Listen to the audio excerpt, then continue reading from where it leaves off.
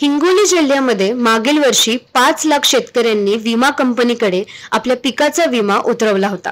मात्र खरीप मधील नुकसानी होऊन सुद्धा फक्त 1,54,000 एवढे शेतकऱ्यांनाच विमा मिळाला।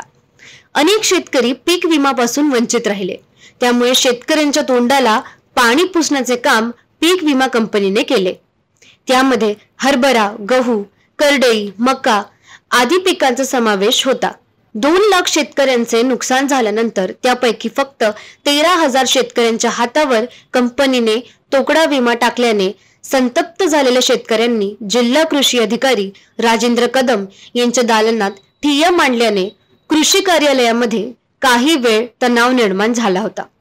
यावेळी गजानन कावरखे, नामदेव पतंगे, विठ्ठल धाकतोडे, गजानन जाधव, नारायण गिरी, भानुदास आगलावे, विशाल पौळ, गजानन आगलावे, शिवाजी नायक, माधव नायक यांच्यासह अनेक शेतकऱ्यांची उपस्थिती होती।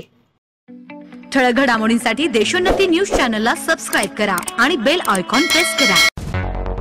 मुंबई, पुणे, नागपूर, मराठवाडा असो का विदर्भ, राजकीय, सामाजिक, शैक्षणिक क्षेत्र असो का क्रीडा, सर्वच घडामोडीचे विश्लेषण पाहायला विसरू नका।